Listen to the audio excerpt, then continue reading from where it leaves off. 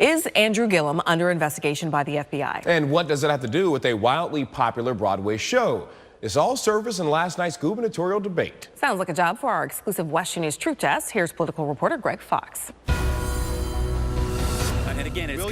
Watching the debate between Republican Ron DeSantis and Democrat Andrew Gillum, you might have felt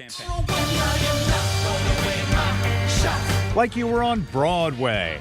He wants you to believe that he's not under investigation. Why would an undercover FBI agent posing as a contractor give him a $1,000 ticket to Hamilton? We got 99 issues, and Hamilton ain't one of them. I get that. More on that in a moment. First, DeSantis' big claim. When Andrew is dealing with the FBI, he's dealing with an undercover agent as a person of interest in investigation. Is Gillum a person of interest in an FBI investigation? The WESH 2 News Truth Meter rings mostly true. The Miami Herald reported just last month about the investigation into alleged Tallahassee City Hall corruption, interviewing several former Justice Department officials. It referenced photos that show Gillum on a boat in New York in 2016, along with his lobbyist buddy and an undercover agent. A former FBI agent told the Herald, "We're not going to let anybody on that boat that we don't think is worthy of a criminal investigation." Now back to Hamilton. Gillum saw the show on the same trip. The New York Times this week revealed Gillum's text messages released by an attorney for his former lobbyist pal Adam Corey. Corey wrote, "Mike Miller, the undercover agent, and the crew have tickets for us for Hamilton tonight at 8. "Awesome news," Gillum responded. Under Florida law, politicians are prohibited from knowingly accepting, directly or indirectly, a gift from a lobbyist, which has Gillum saying this. I arrived at the theater and received my ticket from my brother. He further explained he thought the Hamilton tickets were in exchange for tickets his brother provided to a Beyonce and Jay-Z concert.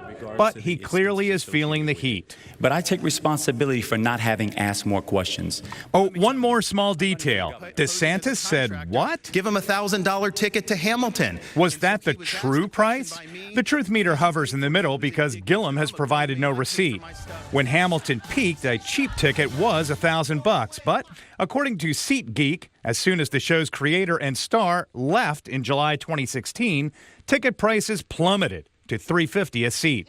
Gillum didn't see the show until the following month. Gillum is facing an ethics investigation related to another trip, this one to Costa Rica. On all of his trips, he has consistently said he paid his own way. He has not been charged with any crime, and none of these investigations will be completed before Election Day. Coming up tonight at 6, truth testing the claim that DeSantis wasted your money. Stuart. All right, Greg, thank you. Of course, count on WESH 2 to be your resource ahead of Election Day. Republican candidates for Governor Ron DeSantis and Adam Putnam are squaring off in tonight's second and final GOP debate. But before they go toe-to-toe, WESH 2 News political reporter Greg Fox holds up a Putnam ad attacking DeSantis to our exclusive truth test. The real Ron DeSantis is part of the Washington swamp. Thanks to this ad from Adam Putnam's Political Action Committee, we're now wading through a swamp of claims for the WESH 2 News Truth Test. And he wants to cut Social Security for seniors. The votes listed on the screen in teeny tiny print were non-binding recommended budgets from DeSantis and other conservative Republicans. Did DeSantis vote to cut Social Security? The truth meter rings mostly true. And wait for it. Mostly false. This view of Social Security outlays shows the money paid would have gone up, but the cost of living increases would be smaller. Many people would call that a cut. But let's listen closely to the claim again. And he wants to cut Social Security for seniors. Since the goal of the measure was to preserve the safety net for those who count on Social Security the most by gradually raising the retirement age and the age to receive Medicare benefits, those in or near retirement will see no changes. That means the commercial's claim of cuts for seniors is false. D.C. DeSantis even voted to raise the debt ceiling for Barack Obama. Let's go to the congressional record for January 2013, when Congress and the president were fighting over how to pay bills. The record shows DeSantis did vote to raise the debt ceiling for up to 3.5 months. So the truth meter on this claim rings true. What the ad does not explain is that the No Budget, No Pay Act of 2013 would also have penalized members of Congress by withholding their pay if they failed to reach a budget. The Putnam attack ad also fails to mention what the Miami Herald pointed out a year ago. Putnam also voted to raise the debt ceiling when he was in Congress. And cleaning up the remaining claims in this ad, take a look. DeSantis worked for one of the nation's largest lobbying firms. True, he worked for Holland & Knight before being elected to Congress. DeSantis' campaigns have taken in more than $1 million from Wall Street.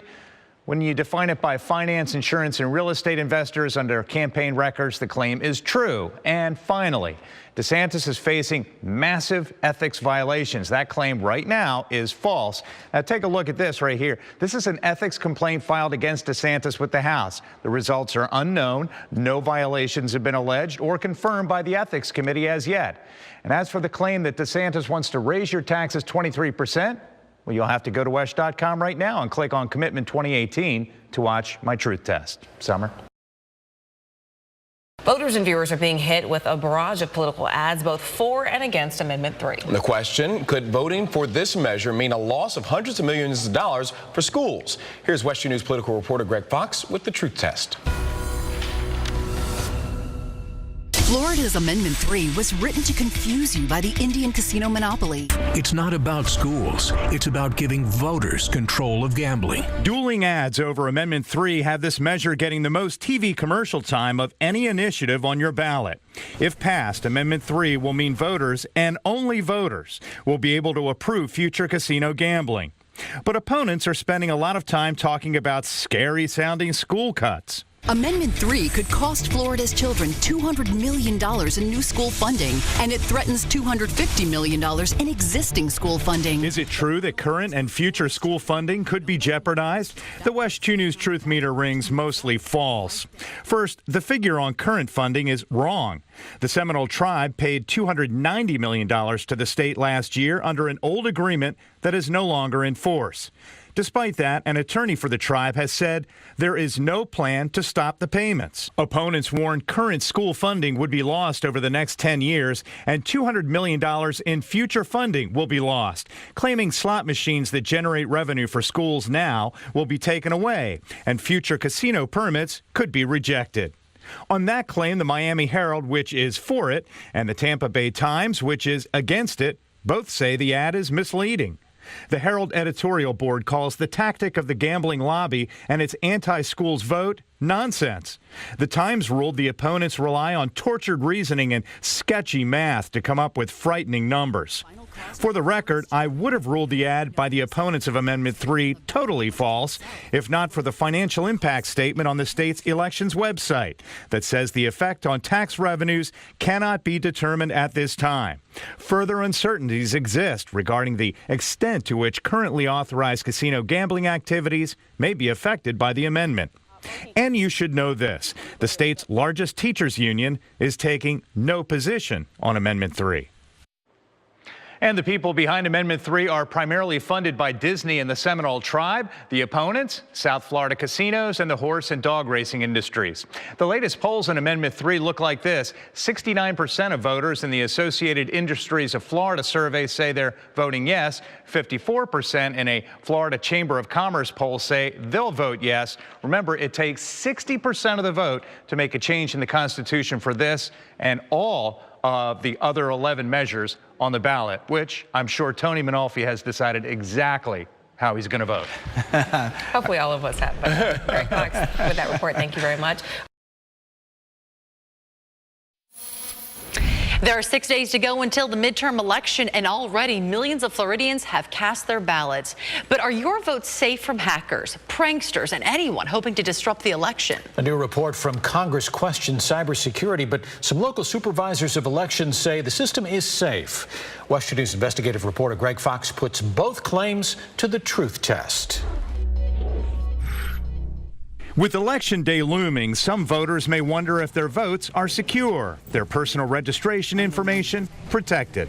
Voter confidence is extremely important. For example, Seminole County Election Supervisor Mike Ertel showed WESH 2 Investigates how he's invested more than $1.6 million to protect your vote.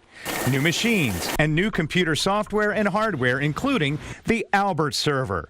It tracks all incoming cyber communication, screens it for suspicious activity, and, if discovered, reroutes it to a national center tied to the Department of Homeland Security. Real threats are contained and elections officials alerted. But concerns remain, among them a report from Democratic leaders in House administration that says there are significant election security vulnerabilities in Florida. Key findings: some voting machines leave no paper trail. The state does not mandate post-election audits and does not require machines to meet federal guidelines. Substituting for the WESH 2 News Truth Meter now, true or false, Florida's voting machines do not meet federal guidelines. False. We meet not only federal guidelines, we meet a more stringent guideline, which is the state of Florida. So let's clear this up. It's true that Florida technically does not meet federal guidelines. The National Conference of State Legislatures says Florida is one of 8 states with no federal testing or certification. But WESH 2 Investigates found in the list of federally certified vendors, both companies that provide our voting machines, Dominion and ES&S. What about no mandatory election audits? The truth meter rings false. Florida law demands random precinct sampling after an election. But even Ertel says those ought to be more comprehensive. Anything that gets out there that increases voter confidence in the process is not only worth discussing, it's worth looking into deeper. Turning card. Please wait. The last concern, that some of our voting machines don't leave a receipt or paper trail, that claim is mostly true, with a big explainer. Only a handful of counties still use a paperless touchscreen, and only for voters who are physically challenged. By law, all of them will be gone by the 2020 election. Greg Fox, WESH 2 News. The president's tweets came just hours after yesterday's campaign visit to Tampa. And tonight, our Commitment 2018 coverage brings us our exclusive truth test of the speech he made there. WESH 2 political reporter Greg Fox shows us not all of what the president had to say was true. Voter ID, like everything else. Voter ID. President Donald Trump, delivering a speech in Tampa Tuesday night, told the crowd every state should make photo IDs a requirement for voting. Then he said this. You know, if you go out and you want to buy groceries, you need a picture on a card. You need ID. You go out and you want to buy anything, you need ID and you need your picture. Bringing up the WESH 2 News Truth Meter, it is certainly false that you need a photo ID to buy groceries. Some consumption products require it, prescription medicine, tobacco, and alcohol, for example. But let's get back to the point the president was trying to make about photo IDs. The only time you don't need it, in many cases, is when you want to vote for a president, when you want to vote for a senator, when you want to vote for a governor or a congressman. It's crazy. The truth meter rings true on that statement by Mr. Trump. Right now, only 16 states require or request a photo ID at a precinct or during early voting. That includes Florida, where you can see right here a valid photo ID with signature. Usually a Florida driver's license is required in Florida. The president also made this statement. We've gotten rid of more regulations than any president in the history of the United States, and that's done in less than 2 years. The first half of the president's statement is false on the truth meter, and here's why. This is a claim fact-checked by the Washington Post. The Office of Management and Budget has been tracking regulations withdrawn by presidents since 1995. For a full 2 terms, George W. Bush withdrew more than 2,600 regulations, far more than Bill Clinton, Barack Obama, and Trump. But in the first 2 years in office, Trump is correct that with 469 regulations withdrawn, he's the leader. So for that short time frame, the president's statement would be true. And to find out how much of Trump's speech was scripted and how often he went off script, I contacted the White House Office of Communications. They declined to provide a copy, calling it a campaign event, not an official presidential event. Jim? Greg, thanks. A local Orange County judge's race appears to be a grudge match of sorts and is generating an attack mailer from an outside party. WESH 2 News put his brochure to the truth test, and political reporter Greg Fox spoke with the candidates in this contentious race. Thought it was frankly kind of ludicrous, a little childish, if I may say so. If you're asking me if I think that the stuff on this is true or false, I would say it's true. The two candidates in the Orange County Judge Group 11 race are talking about this campaign flyer that's hitting voter mailboxes. It's paid for by the Consumers for Impartial Courts Political Action Committee. According to campaign finance records, it's funded mostly by local attorneys who are friends of Judge Adam McGinnis, the same people who have also contributed directly to his campaign. What may shock or confuse voters the most is the mailer's claim that revenge for a lawsuit against her husband is the reason why Dory Rivas is challenging McGinnis. You filed to run as revenge for a lawsuit against your husband, true or false? False. I'm an independent woman. I have never worked for my husband. Time for the WESH 2 News Truth Meter to explain what really is true and false. First, was McGinnis involved in a lawsuit with Rivas' husband? The Truth Meter rings true.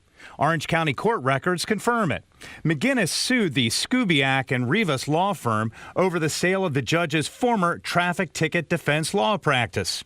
The ad says Rivas finalized her candidacy minutes after a mediation. The WESH 2 News Truth Meter calls that false. Election records show it was the following day, not minutes later, that Rivas filed qualifying papers on May 4th. Yes, there was a mediation in the lawsuit on May 3rd, but what the ad doesn't say is that McGinnis and Rivas settled the case that day. It is worth noting election records show Rivas filed her statement of candidacy the day after another mediation in the case failed to reach agreement. You're saying all those signs point to her trying to commit revenge by trying to beat you? I would say that all those signs point to her running against me in response to the falling out. Yeah. The flyer also claims Rivas lives and votes in Seminole County. This is an easy one. The Truth Meter rings true. Property records prove she lives in Oviedo. But state law says Rivas and other judicial candidates don't have to live in a particular county as long as they move into the circuit when they take the oath of office. I reached out to the head of the political action committee that produced this flyer. No one called back. Also, Judge McGinnis tells me back in early April, Rivas' husband allegedly said his wife would not run if Judge McGinnis settled the lawsuit. I tried to reach out to Dory Rivas to confirm this, but she did not return my call or text messages after our on-camera interview today. Summer. Republican governor and Senate candidate Rick Scott is getting hit with a barrage of claims in a new attack ad by a group trying to help his opponent, Democrat Bill Nelson. WESH News political reporter Greg Fox puts the ad to the truth test. He promised us 0 cuts out of the state general revenue for education. But it wasn't true. Republican Senate candidate Rick Scott is in the crosshairs of this political commercial from the Senate Majority PAC. It makes a lot of claims about our two-term governor in a short amount of time, so pay close attention. On that first claim that Scott broke his promise not to cut education funding, our exclusive WESH 2 News Truth Meter rates that claim true. On that first promise made by Scott, my source is me. He cut $1.3 billion from K-12 education. Yup. That was from a report I did on Scott's 2014 opponent, Charlie Crist. Just as Crist pointed out, Scott did cut $1.3 billion from K-12 education, but he blamed part of that cut on the loss of federal education dollars. And gave tax breaks to corporations instead. Did Rick Scott give tax breaks to corporations? Of course. True. He promised that from day one. We will reduce the business taxes from 5.5% to 3%. Scott cut $20 million from pre-K, slashed Bright Future scholarships. The truth meter on both of these claims rings true. You can see it in headlines in publications in 2011 for the pre-K cuts and in 2014 for the cuts in Bright Future scholarship money. And this claim? And over 1,000 teaching jobs gone. The truth meter is going to ring false on that statement. Educators I've talked with have provided no hard proof with real numbers to substantiate the loss of teacher jobs in 2011 that could be directly attributed to Scott. Today, Florida schools have fallen to 40th in the nation. It is true that pre-K-12 schools are ranked number 40 in the nation, but hold on. It's false when you include higher education. Take a look. U.S. News & World Report ranks Florida number 1 in higher education, and all factors considered, Florida education is ranked number 7. The Scott campaign has branded this commercial twisted because it fails to mention that education funding is now at its highest level. Scott has cut taxes dozens of times, realizing $10 billion in savings to help create jobs. Well, now you know. With the Truth Test, I'm Greg Fox. On to Commitment 2018 coverage, Democratic Senator Bill Nelson voted to cut Medicare and raise your taxes. At least that's the claim in a political ad slamming Nelson as he battles for re-election. Here's WESH News political reporter Greg Fox with the Truth Test. These political ads, have you seen this one? Yep, we've seen it. That's Democratic Senator Bill Nelson. Bill Nelson's been running for office almost as long as I've been alive. The ad is from the new Republican PAC. It's run by Nelson's challenger, Governor Rick Scott. Here are the two main claims. He's cut my Medicare and raised taxes. Let's bring in the WESH 2 News Truth Meter. The Medicare claim is mostly false. Here's why. It's tied to votes in 2011 when then-President Barack Obama was wrestling with Republican leadership over the nation's rising debt. The sequester laid out a series of automatic spending cuts in the Budget Control Act. Nelson voted yes for the measure. Analysis by the Kaiser Family Foundation found that the result would be a reduction in Medicare payments by up to 2%, but also called it a bipartisan compromise. Later in 2013, Nelson again supported a budget resolution, also supported by 9 Republicans, to lower the federal debt. It temporarily reduced Medicare payments for some stays in long-term care, but was projected to increase Medicare spending by approximately $3.5 billion. On the raised taxes claim, that's been repeated in ads and by Scott himself during the Senate debate, claiming hundreds of higher tax votes. The Truth Meter calls those claims false. The Scott campaign is adding votes on non-binding resolutions. None of those votes can change tax law. It's also counting multiple votes on the same tax bills. What has he ever done anyway? I can't think of one thing. According to congressional records, Nelson has sponsored and passed into law 25 bills, and GovTrack lists him as the third most centrist Democrat in the Senate. Just take a look at his congressional voting history. That's Nelson right there, just left of the middle. Now check out the 538, which compared Nelson's voting history with Republican Donald Trump. A lot of votes in which Nelson sided with the president, and according to the analysis here, Nelson is expected to support Trump's agenda 56% of the time. It's also worth noting the 3 actors in the ad are women. The latest Quinnipiac University poll on the Senate race shows women back the Democrat, Nelson, 59 to 39% over Scott. Meredith? Former Congressman Alan Grayson is itching to take back his seat and is out with a sharp attack on the sitting Congressman Darren Soto. Grayson's new ad claims the congressman was not working for District 9 when Hurricane Irma hit last September. WESH 2 political reporter Greg Fox puts the spot to the Truth Test. It was one of Florida's worst hurricanes. 200,000 of us in shelters, $60 billion in damage, 134 people dead. This ad from Democrat Alan Grayson gets the first 12 seconds right. The commercial talks about Hurricane Irma, one of the most destructive storms on record and one that rocked the Caribbean and Florida. And where was Congressman Darren Soto? In Washington, living it up. While we suffered, he partied with lobbyists. Soto, the incumbent in the District 9 congressional race, is beating back a challenge from former Congressman Grayson, who wants his old job back. Let's bring up the WESH 2 News Truth Meter. Soto parties while we suffered. The meter rings false. Hurricane Irma made landfall in Florida September 10th and finished blowing through the state the next day. The same day Grayson claimed Soto was living it up in D.C. Grayson brought up the same claim when the two debated. This gets back to what I was saying before. You cannot serve two masters. My opponent serves Caesar, not God. And thank you for putting up a lie that you put a ton of money behind that has no truth whatsoever. Congressman Soto is correct. WESH 2 News obtained a copy of his calendar, which clearly shows the fundraiser at the Charlie Palmer Steakhouse occurred September 7th, not September 11th. The congressional record also shows that on September 7th, Soto was in D.C., casting votes, not just attending a fundraiser. Here's the remaining claim. Steak, lobster, the finest wines, and a $1,400 tab. The WESH 2 News truth meter on the Soto expense bill rings true.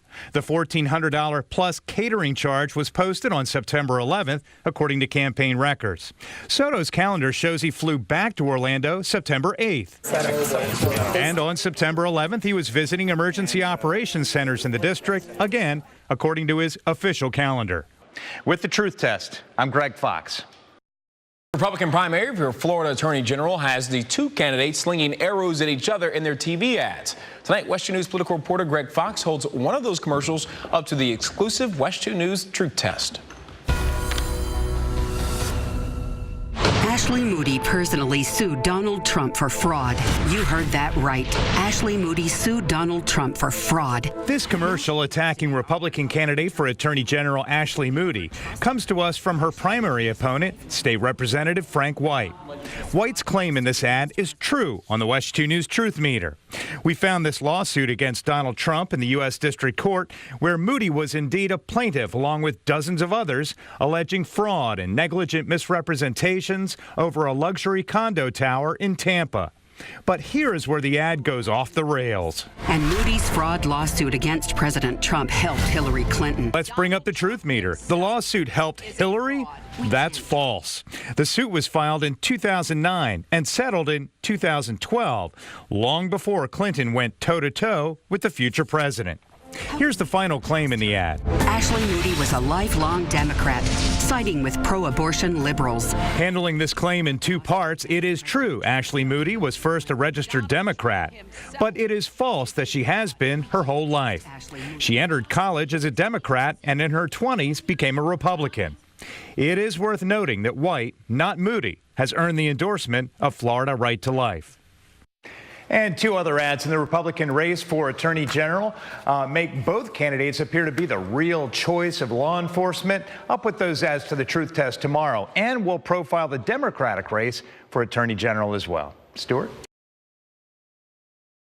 He claims President Donald Trump is wasting Florida taxpayer money when he makes leisurely trips to Mar-a-Lago and the rest of the swanky Palm Beaches.